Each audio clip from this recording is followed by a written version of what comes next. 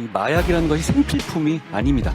뭐 주거나 음식이 아니거든요. 그러니까 이건 쾌락을 위한 것이니까 완전히 그렇게 중독자들 말고는 새로 유입되는 사람을 막는 것이 중요한데, 그것은 내가 걸려서 정말 신세 조지겠구나 라는 위험을 느끼고, 아니면 정부가 정말 이거 때려잡겠구나 하는 생각을 이 강한 사람들은 그러면 이쪽으로 넘어가지 않을 겁니다. 그런데 이 부분을 저희가 깎는 메시지가 나가게 되면 그 메시지는 대한민국은 마약을 막기 위해서 그 정도 돈도 안 쓰는 나라라는 메시지를 잠재적인 마약 중독자들한테 전달하게 될 겁니다.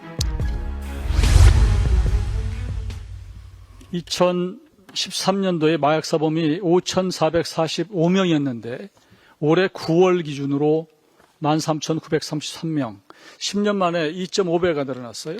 9월까지니까 아마 연말 지나면 15,000명이 훨씬 넘었을 거로 생각이 됩니다. 다음 PPT 한번 봐주세요. 또 다른 PPT 없나요?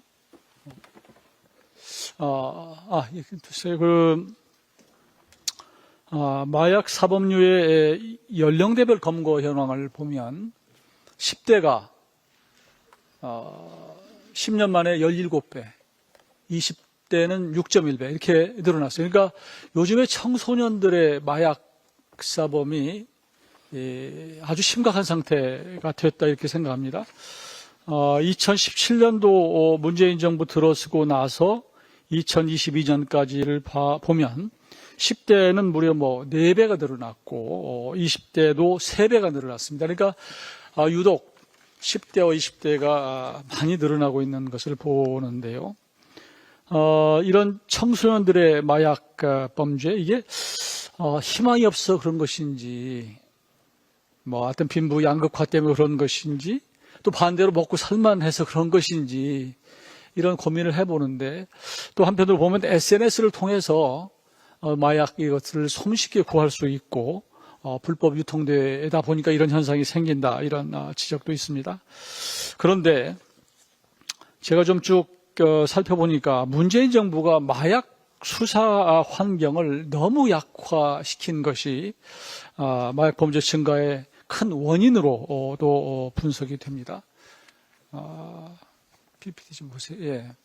제가 보면 2018년도에 박상기 장관 시절에 마약 수사 컨트롤 타워를 사실상 폐지했습니다. 그리고 2020년도에 추미애 법무부 장관 때는 마약과를 사실상 없앴습니다.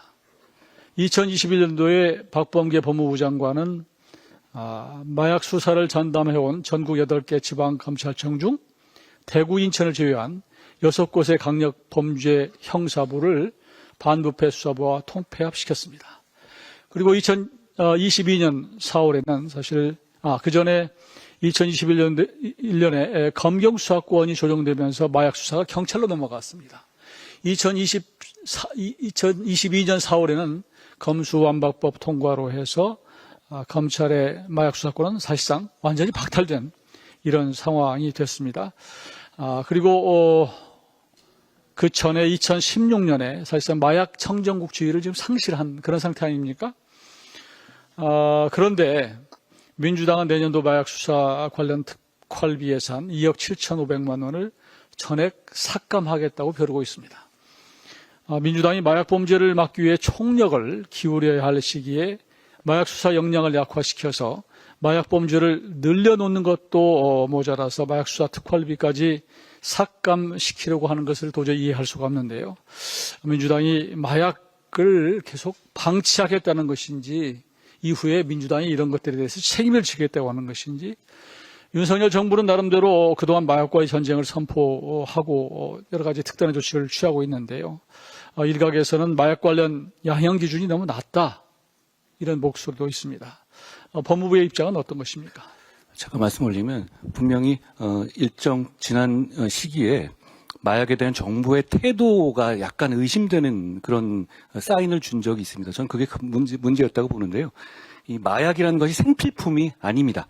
뭐 주거나 음식이 아니거든요. 그러니까 이건 쾌락을 위한 것이니까 완전히 그렇게 중독자들 말고는 새로 유입되는 사람을 막는 것이 중요한데, 그것은 내가 걸려서 정말 신세 조지겠구나 라는 위험을 느끼고, 아니면 정부가 정말 이거 때려잡겠구나 하는 생각을 이 강한 사람들은 그러면 이쪽으로 넘어가지 않을 겁니다. 그런데 이거 봐라. 정부가 이 정도 조금 또 느슨해 주네. 예를 들어서 이런 부분들이 이 사람들이 한 명을 덜 잡고의 문제가 아니라 정부가 여기에 대해서 좀 연성으로 돌아서는데 라는 식의 잘못된 사인을 줄 수 있고 그런 면이 컸다고 봅니다. 그렇기 때문에 그러면 중간에 있었던 사람들이 이건 좀 쿨한 면이 있는 거야. 쿨한 마약이 이런 식의 또 그 여러 가지 홍보가 이어졌죠. 그 과정에서 저희가 그 대처를 잘못한 부분이 있었고 저희가 지금 경찰하고 함께 이 부분에 대해서 정부가 최우선 순위로 마약을 확실히 때려잡겠다라는 메시지를 주려고 노력하고 있습니다. 그런데 예산 단계에서 마약 예산을 깎겠다. 그러면 그 메시지는 다시 옛날의 메시지로 돌아갈 겁니다.